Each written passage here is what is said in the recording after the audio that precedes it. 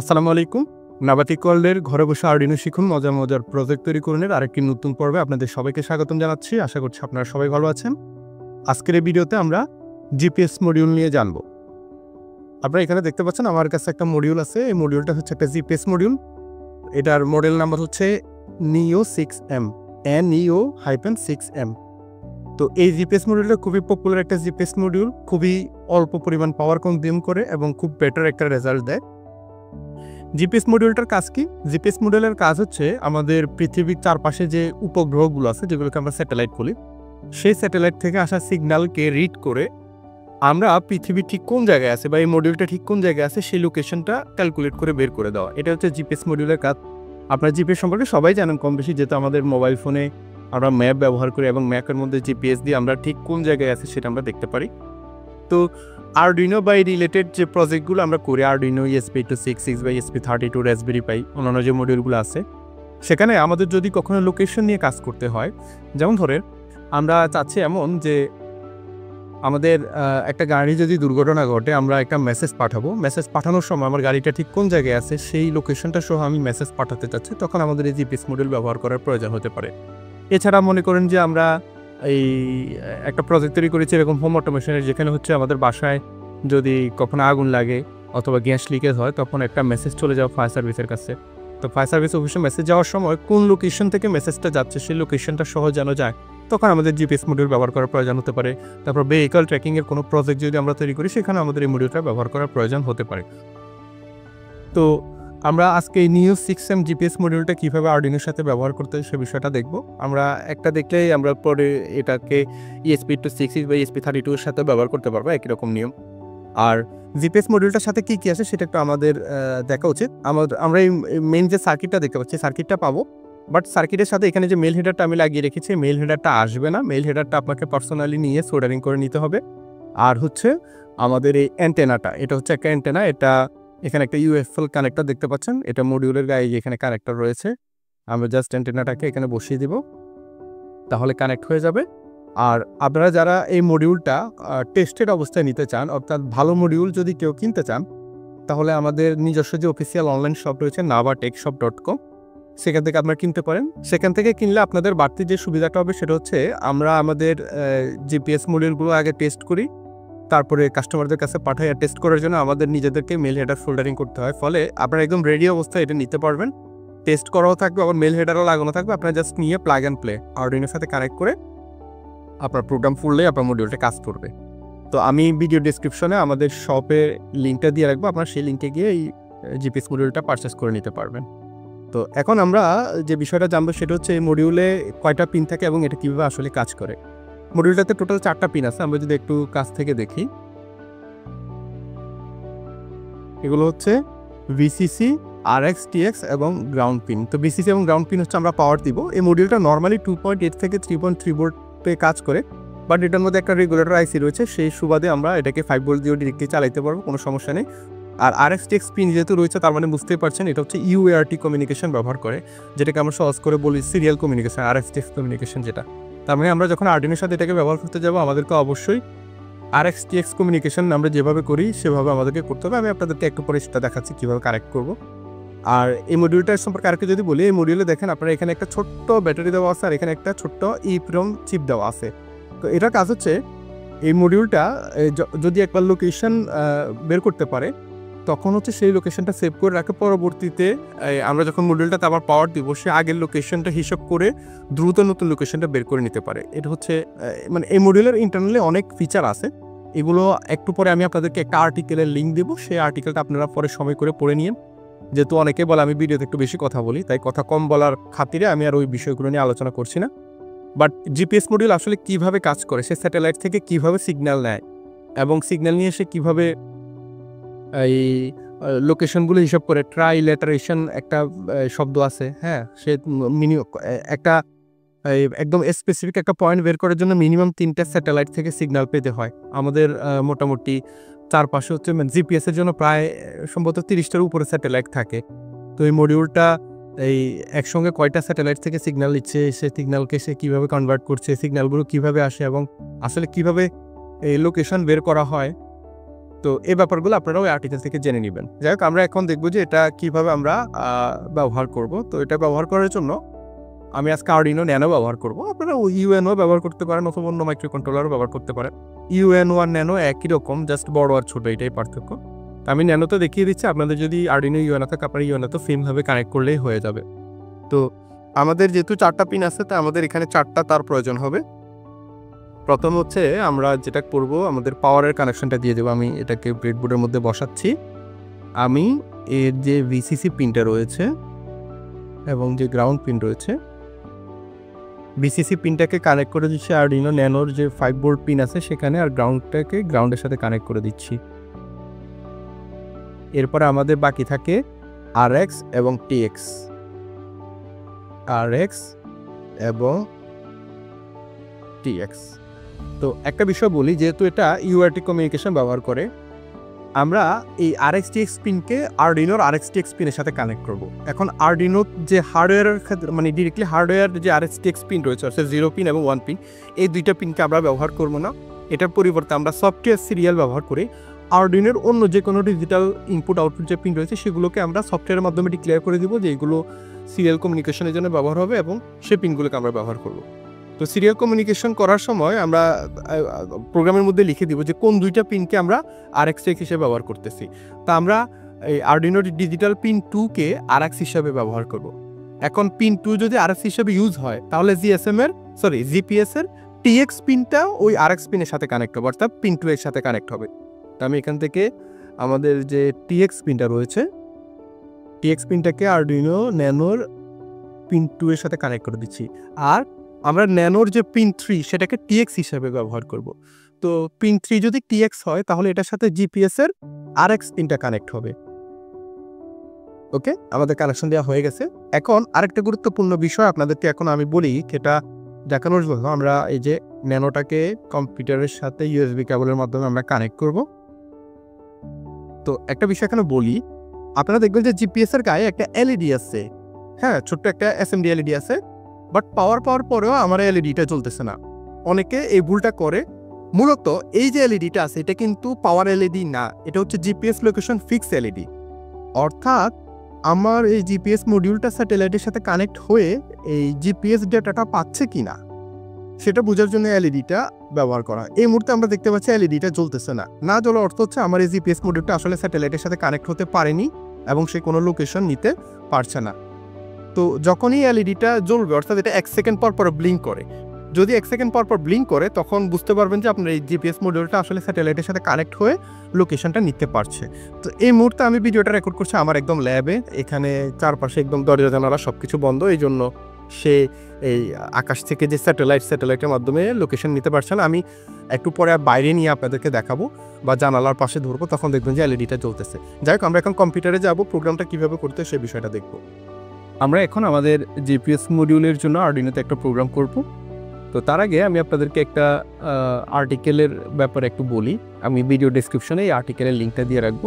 খুবই গোছানো একটা আর্টিকেল, অনেক ইনফরমেশন এটার মধ্যে রয়েছে। আমি তো ওই যে আপনাদের অনেকের একটা কমপ্লেইন থাকে আমি একটু বেশি কথা বলি, এই জন্য আমি আসলে অত বেশি ডিটেল ইনফরমেশন আজকে যাইনি, অল্প কথা শেষ করে দেওয়ার চেষ্টা করছি। বাট সবার প্রতি অনুরোধ থাকবে, আমার বকবক শুনতে বিরক্ত লাগলো, এই আর্টিকেলটা একটু আপনারা ফ্রি সময় বসে দেখবেন। এখানে জিপিএস রিলেটেড অনেক ইনফরমেশন আছে, কিভাবে আসলে একটা জিপিএস মডিউল ব্যবহার করা আহামরি কঠিন কিছু না। আপনারা আমার এই ভিডিও দেখার প্রয়োজন নেই, আপনারা এই যে আর্টিকেলের মধ্যে কোড দেওয়া আছে, এই কোডটা জাস্ট কপি করে আপনার মডিউলে আপলোড করে কানেকশন ডায়াগ্রামটা একটু দেখে আপলোড করে দিলে কিন্তু কাজ হয়ে যাবে। বাট এটা তো শেখা না, শেখা হচ্ছে আপনি যে মডিউলটা নিয়ে কাজ করছেন এই মডিউলের একেবারে ডিটেলস জিনিসগুলো, এটা কী জিনিস, কীভাবে এই ডাটাটা আসে, জিপিএসটা আসলে কী, হ্যাঁ স্যাটেলাইটটা কী জিনিস, কীভাবে স্যাটেলাইট থেকে ডাটা আমার জিপিএস পর্যন্ত আসতেছে, সেই ডাটাটাকে আমরা কীভাবে এই ব্যাখ্যা করছি, এই ব্যাপারগুলো জানাটাই হচ্ছে মেইন ফ্যাক্ট। তো এখানে এই যে যেমন ট্রাইলেটারেশন একটা শব্দ আছে, ট্রাইলেটারেশন জিনিসটা কি, হ্যাঁ, কোনো একটা এই জায়গার কোনো একটা নির্দিষ্ট বিন্দুকে যদি আমরা অন্য কোনো বিন্দুর মাধ্যমে রেফারেন্স দিয়ে হিসাব করি তখন সেটাকে ট্রাইলেটারেশন বলে। মানে আরও সহজ করে আমি বলি, ধরেন কথার কথা আপনাকে বলা হলো যে ঢাকা থেকে 120 কিলোমিটার দূরে কোনো একটা জায়গায় আমি অবস্থান করছি।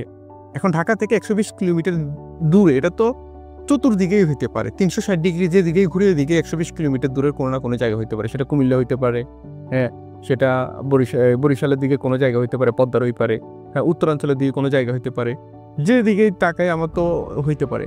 বাট আমি যদি এবার বলি যে ঢাকা থেকে 120 কিলোমিটার দূরে, আবার চট্টগ্রাম থেকেও মোটামুটি 100 কিলোমিটার দূরে, তখন এবার আপনি চিন্তা করলেন যে হ্যাঁ এই তাহলে ঢাকা চট্টগ্রামের মাঝামাঝি কোনো একটা জায়গায়, যেমন ঘূর্ণিঝড় আসে না, ঘূর্ণিঝড় আসলে কিন্তু বলে যে চট্টগ্রাম পোর্ট থেকে এত কিলোমিটার দূরে, মংলা পোর্ট থেকে এত কিলোমিটার দূরে, এইরকম যে বলে, এটা হচ্ছে কি 3টা ভিন্ন পজিশন থেকে যখন আপনি একটা পয়েন্টের দূরত্ব বলবেন তখন এক্স্যাক্ট লোকেশনটা বের করা সহজ হয়।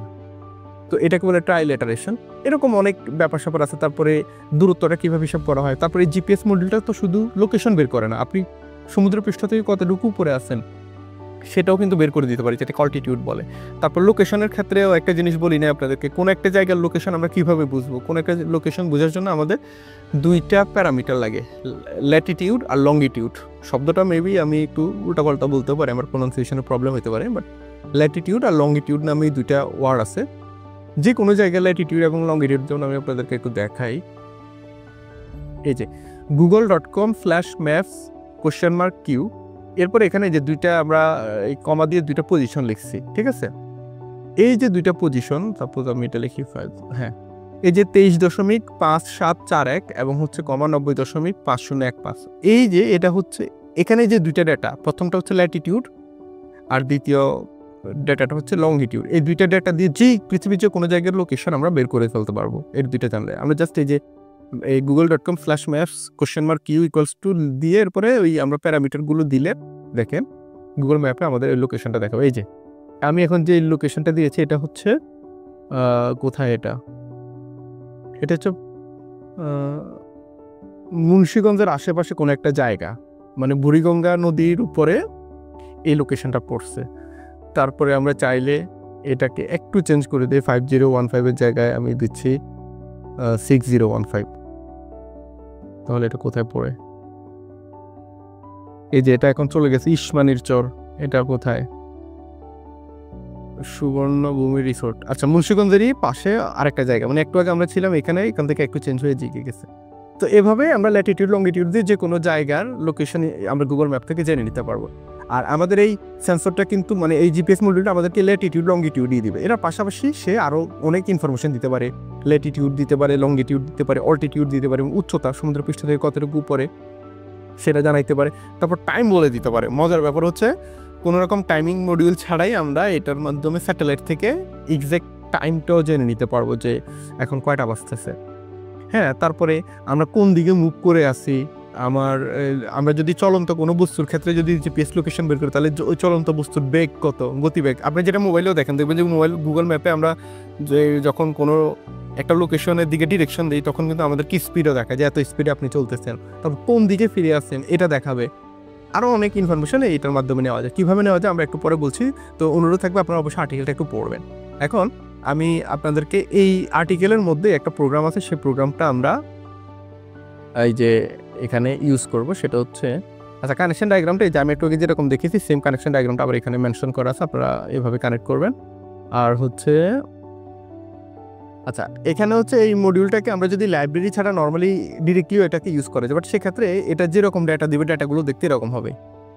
এই যে এরকম এখানে মানে হাবিজাবি কি যেন কোড লেখা, এইগুলোকে বলা হয়ে থাকে NMEA sentences, national marine electronics অ্যাসোসিয়েশনের একটা বিশেষ কোড।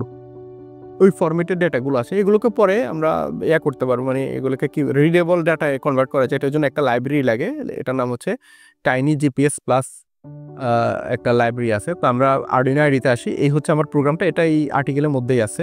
এই যে এই প্রোগ্রামটা, তারপরে এই প্রোগ্রামটা কপি করে আনবেন। আমি লাইব্রেরিটা কীভাবে ইনস্টল করতে এটা একটু দেখাই যে আপনাদেরকে। TinyGPS Plus এটা লিখে সার্চ দেবেন। এই যে মাইকেল হার্ট নামে যে ডেভেলপার আছে ওনার লাইব্রেরিটা, এখানে আপনাদের ক্ষেত্রে যেই রকম ইনস্টল বাটন দেখাবে। আমার কাছে দেখাচ্ছে রিমুভ, কারণ আমি অলরেডি ইনস্টল করে রাখছি। তো আপনি ইনস্টলে এরকম ক্লিক করলে দেখবেন যে লাইব্রেরিটি ইনস্টল হয়ে যাবে। ওকে, কাজ শেষ। এটা হচ্ছে আমার প্রোগ্রামটা। এখানে হচ্ছে আমি আপনাদেরকে পুরো প্রোগ্রামটা বুঝাই দিই। এখানে শুরুতে #include tinygps+.h, অর্থাৎ TinyGPS Plus লাইব্রেরিটাকে ইনক্লুড করা হয়েছে। আরেকটা লাইব্রেরি আমরা এটা বাই ডিফল্ট থাকে আরডিনোর মধ্যে, সফটওয়্যার সিরিয়াল। কেন? ওই যে আমরা আরডিনো ডিজিটাল 2টা পিনকে এই সিরিয়াল পিন হিসাবে ব্যবহার করবো UART কমিউনিকেশনের জন্য। তো কোনটা RX পিন এবং TX পিন আমি 2টা ভেরিয়েবল নিয়েছি। RX এর মান দিলাম 2, TX এর মান দিলাম 3। এবং এই যে সফটওয়্যার সিরিয়ালের মধ্যে এসে আমরা জিপিএস সিরিয়াল নামে একটা নতুন এই সিরিয়াল পোর্ট তৈরি করলাম। এবং সেখানে আমরা কোন পিনকে আরএক্স ব্যবহার করবো, 2 নম্বর পিনকে আরএক্স ব্যবহার করবো, 3 নম্বর পিনকে টিএক্স হিসেবে ব্যবহার করবো। তো 2 নম্বর পিন যেহেতু আরএক্স হিসেবে ব্যবহার হবে, তাহলে এখানে এসে কানেক্ট হবে জিপিএস এর টিএক্স পিন। আর 3 নম্বর পিন যেহেতু টিএক্স হিসেবে ব্যবহার হবে, এখানে এসে জিপিএস এর আরএক্স পিনটা কানেক্ট হবে। এরপরে বয়েড সেটআপ ফাংশনে আসছি। এখানে আমরা 2টা সিরিয়াল মনিটরকে কল করছি। একটা হচ্ছে আমরা আরডিনো থেকে কম্পিউটারের মধ্যে যে ডেটাটা দেখবো, এর জন্য তো একটা সিরিয়াল কমিউনিকেশন হবে বাই ডিফল্ট, সেটা হচ্ছে serial.begin 9600 বর্ড রেটে। আরেকটা হচ্ছে জিপিএস সিরিয়াল, এই যেটা আমরা সফটওয়্যার সিরিয়ালের মাধ্যমে তৈরি করছি, সেটাকেও আমরা ইনিশিয়ালাইজ করলাম, তার বর্ড রেট উল্লেখ করে 9600। এটা হচ্ছে জিপিএস এর বর্ড রেট। জিপিএস কিন্তু 9600 বর্ড রেটে কাজ করে। এরপরে বর্ড লুপ ফাংশনে আসলাম। এখানে শুরুতে হোয়াইল দিয়ে সে চেক করছে যে জিপিএস serial.available, অর্থাৎ আমার জিপিএস যে মডিউলটা আছে সে কি কোনো ডেটা পাঠাচ্ছে কিনা। এই জিপিএস আপনার ব্লুটুথের ক্ষেত্রে দেখেছেন, হ্যাঁ, এই ব্লুটুথের ক্ষেত্রে আমরা ব্লুটুথের serial.available দিয়ে দেখতাম যে এটা 0 এর চেয়ে বড় কিনা, অর্থাৎ কোনো ডেটা আসছে কিনা। তো যদি এটা ট্রু হয়, সেক্ষেত্রে আমরা কি করবো, এবার ভেতরে এসে ওই ডেটাটাকে জিপিএস এনকোড নামে একটা ফাংশন আছে, এগুলো হচ্ছে টাইনি জিপিএস প্লাসের মধ্যে লাইব্রেরি। তো আমি আপনাদেরকে একটা কাজ করি, এখানে আমি এগুলো গুছায় রাখছি। এই যে আমার প্রথম যে ফাংশনটা gps.encode ফাংশন, এই যে এই ফাংশনটা gps.encode ফাংশন, এর মধ্যে আমরা কি করলাম, এর মধ্যে হচ্ছে আমাদের NMES সেন্টেন্সের কোডগুলো দিতে হয়। এই যে এই কোডগুলো হয়ে গেল, এই যে এই কোডগুলো দিলে সেটাকে কোডগুলোকে বিশ্লেষণ করে ফেলবে। তো এই কোডগুলো আমরা কিভাবে পাবো, এটার জন্য আমরা এই যে gps serial.read এই ফাংশনটা কল করলে আমার জিপিএস এর থেকে যে সিরিয়ালি যে ডাটাগুলো আসে সেগুলো আসে। এরপরে এই ডাটাগুলো gps.encode ফাংশনের মধ্যে চলে যাচ্ছে, গিয়ে পরে সে এটাকে বিশ্লেষণ করে। বিশ্লেষণ করার পর আমরা কি করলাম, এই ইফ যদি আমরা এই ডাটাগুলো পাই, তখন ডিসপ্লে ইনফো নামে আমাদের নিজেদের একটা ফাংশন তৈরি করা আছে নিচে, যে ডিসপ্লে ইনফো, এটা আমাদের নিজেদের কাস্টমাইজ ফাংশন। ডিসপ্লে ইনফো ফাংশনটা এক্সিকিউট হবে। এখন ডিসপ্লে ইনফো ফাংশনের মধ্যে কি আছে একটু পরে দেখাচ্ছি। এখানে হচ্ছে বিভিন্ন ইনফো ডিসপ্লে করার জন্য আমরা এই ফাংশনটা তৈরি করে রাখছি। বাট যদি আমার এই ডেটাটা না আসে, সেক্ষেত্রে কি হবে, তারা আরেকটা কন্ডিশন চালাচ্ছে, ইফ মিলিজ গ্রেটার দ্যান 5, অর্থাৎ এটা হচ্ছে ডিলের পরিবর্তে মিলিজের ব্যবহার। আমি এর আগে মিলিজ নিয়ে কথা বলেছি, অর্থাৎ যদি 5 সেকেন্ড পার হয়ে যায় এবং এরপরেও gps.cars processed, এই gps.cars processed ফাংশনটা কি কাজ করে সেটা একটু দেখাই। এই যে gps.cars processed এই ফাংশনটার কাজ হচ্ছে returns the total number of characters received and processed by gps.encode। ওই যে আমার gps.encode যে ফাংশনটা আছে, সে ফাংশনটা আমাদের যে ডেটাটাকে সে রিড করছে, এই মানে যে ডেটাটা সে পাইছে সেখানের যে ক্যারেক্টার, এই ক্যারেক্টার কয়টা সেটা হিসাব করে, এবং ক্যারেক্টারের ভ্যালু যদি 10-এর কম হয়, কারণ এটা যদি আমার ডেটাটাকে বিশ্লেষণ করে এখানে অনেক ক্যারেক্টার হবে, কিন্তু ক্যারেক্টার যদি 10-এর কম হয়, তার মানে বুঝে নিতে হবে যে আমার জিপিএস এর এক্সাক্ট ডেটা সে পায়নি। তখন কি হবে, serial.println সিরিয়াল মনিটর একটা লেখা দেখো যে নো জিপিএস ডিটেক্টেড, কোনো জিপিএস ডিটেক্ট হয়নি, এবং এরপরে বয়েড লুপটা আবার এক্সিকিউট হবে, আবার ট্রাই করবে 5 সেকেন্ড পর পরে।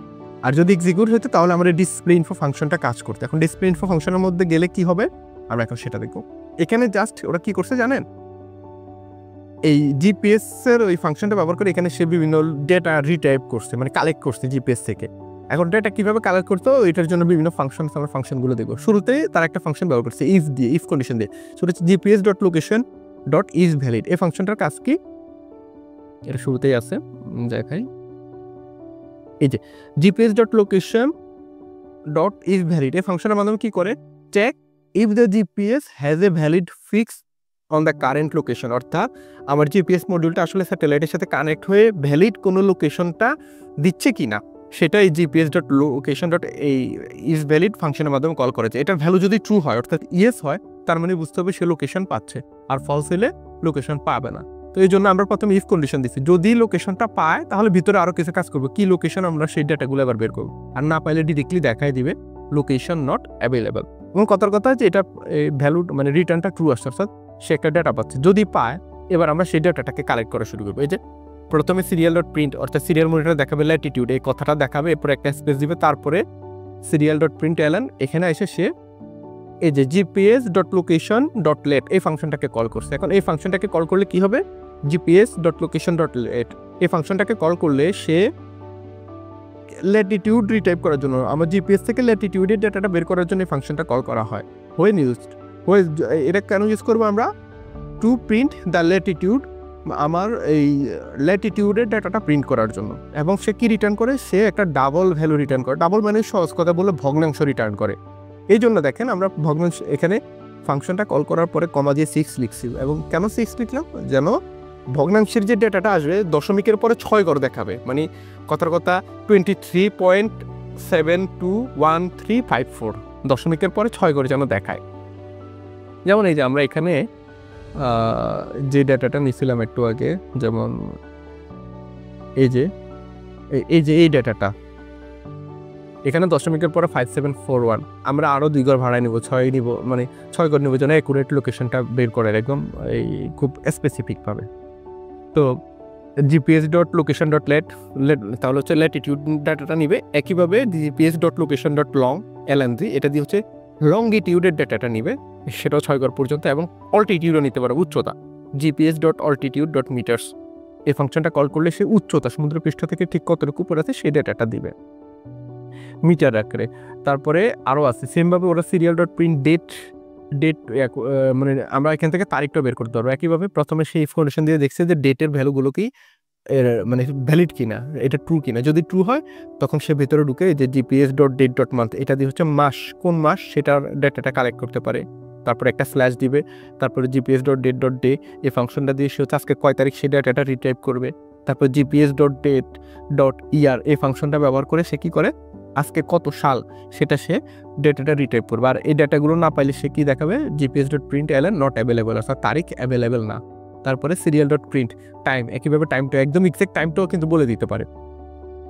হ্যাঁ, তো টাইমের এই ইয়াটা যদি ভ্যালিড হয় তাহলে সে এখানে ভেতরে ঢুকে এই যে gps.time.hour এটার মাধ্যমে হচ্ছে সে টাইমটা বের করবে। বাট এখানে একটু দেখেন, এখানে তারা কি করছে, একটা কন্ডিশন ব্যবহার করছে, ইফ gps.time.hour এই ফাংশনের যে ভ্যালুটা রিটার্ন আসবে সেটা যদি 10-এর ছোট হয়, কথার কথা এখন 5টা বাজতেছে, তাহলে রিটার্ন করবে ঘন্টার ক্ষেত্রে কত রিটার্ন করবে 5, তো 5 তো 10-এর ছোট, তাহলে কি করবে serial.print এখানে হচ্ছে এই একটা 0 দেখাবে। মানে এই আমি নোটপ্যাডের মধ্যে দেখাই, ধরেন কথার কথা এখন 5:08 এবং 5 সেকেন্ড। এটা এভাবে না দেখায়, যদি এরকম করে দেখায় 05,08,05 বা 09, 5টা বাজে 8 মিনিট 9 সেকেন্ড, এভাবে দেখালে একটু সুন্দর হয় না?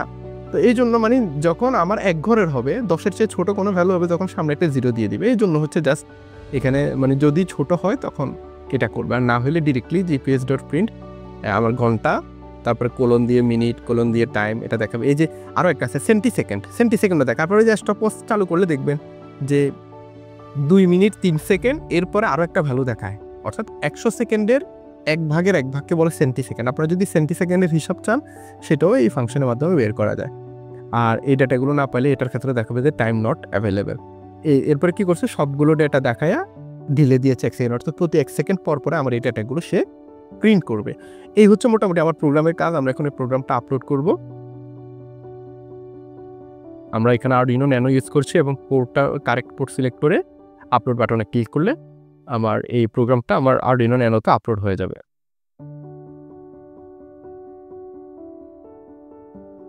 ওকে, এখন আমার এখানে ক্ষেত্রে দেখেন লোকেশনটা নট অ্যাভেলেবেল দেখাচ্ছে, টাইমও 00 দেখাচ্ছে। এটা কেন?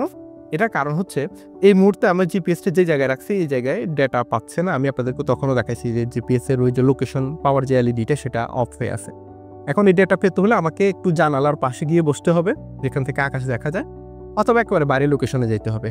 তো আমার কম্পিউটার তো আর একদম উঠায় নিয়ে জানালার কাছে নিতে পারবো না, এই জন্য আমি এই মেসেজগুলো আপনাদেরকে মোবাইলের স্ক্রিনে দেখায় দিচ্ছি।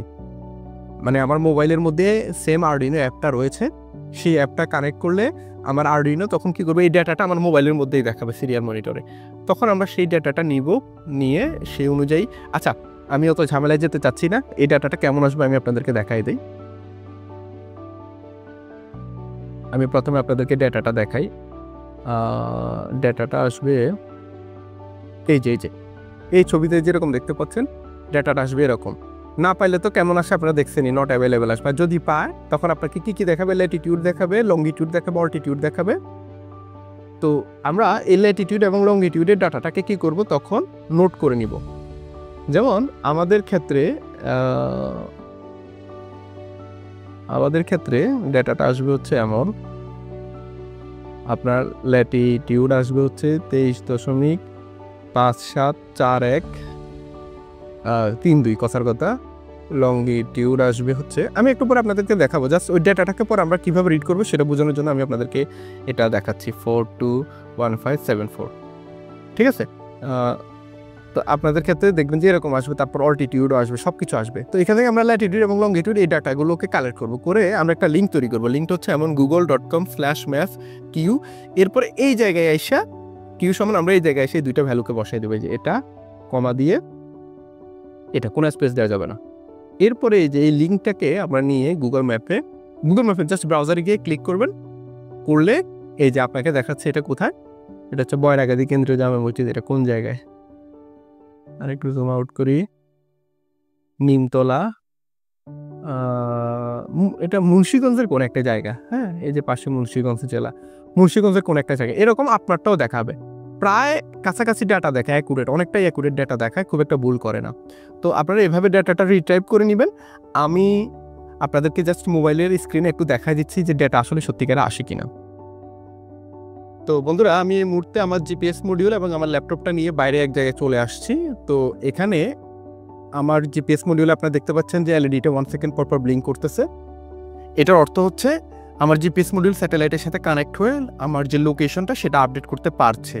আর আমি যদি ল্যাপটপের দিকে যদি একটু ধরি, আমি ব্লার করে দেখাচ্ছি আপনাদেরকে, বাট মানে আমি এনশিওর করছি যে এখানে আসলে আমার ল্যাটিটিউড লংগিটিউডের ডেটাটা আসতেছে। আমি চাচ্ছি না যে আপনারা আমার লোকেশনটা দেখেন, এই জন্যই আমি একটু ব্লার করে রাখছি। বাট এই ল্যাটিটিউড এবং লংগিটিউডের ভ্যালু যদি আমরা গুগল ম্যাপে সাবমিট করি, তাহলে আমাদের এক্স্যাক্ট যে লোকেশনটা সেটা বের হয়ে যাবে। এবং আপনারা হয়তো অবাক হবেন যে আমি এক্স্যাক্ট যে লোকেশনটা, একেবারে অ্যাকুরেট পজিশন, মানে 100% অ্যাকুরেট যে পজিশনটা সেটাই পাচ্ছি এই মুহূর্তে। তো আপনার জিপিএস মডিউলে যত বেশি স্যাটেলাইটকে সে লিঙ্ক করতে পারবে, তত অ্যাকুরেট রেজাল্ট আপনারা পাবেন, একদম প্রিসাইজলি পজিশনটা আপনারা ট্র্যাক করতে পারবেন। তো আমি আশা করছি আপনারাও বাইরে যদি নিয়ে যান আপনাদের জিপিএস মডিউলটা সেমভাবে আপনারাও ডেটাটা বের করতে পারবেন। তো বন্ধুরা, আমি আশা করছি আজকে জিপিএস নিয়ে আপনাদেরকে যে ভিডিওটা আমি দেখিয়েছি সেটা আপনাদের ভালো লেগেছে। কীভাবে জিপিএস থেকে ডাটা রিটাইপ করতে হয় এটা আপনারা বুঝতে পেরেছেন। আর আমাদের এই ভিডিওগুলো যদি ভালো লাগে তাহলে অনুরোধ থাকবে আমাদের চ্যানেলটা সাবস্ক্রাইব করার জন্য, আর ভিডিওটা শেয়ার করে দিলে আরও বেশি ভালো হয়, কারণ আমাদের চ্যানেলটা অনেকেই হয়তো জানে না, বাট এই ধরনের বিষয়গুলো শিখতে আগ্রহী এরকম মানুষের সংখ্যা কিন্তু অনেক অনেক রয়েছে। তো আপনার একটা শেয়ার কিন্তু তাদেরকেও হেল্প করবে এই ভিডিও সম্পর্কে জানতে। আর যারা ফেসবুক পেজ থেকে দেখছেন তাদের প্রতি অনুরোধ থাকবে আমার পেজটা ফলো করে দেওয়ার জন্য। তো ইনশাল্লাহ পরবর্তীতে আরও কোনো বিষয় আপনাদেরকে শেখানোর চেষ্টা করবো, সেই প্রত্যাশা রেখে আজকে এখানে বিদায় নিচ্ছি। আপনারা সবাই ভালো থাকুন, সুস্থ থাকুন। আল্লাহ হাফেজ।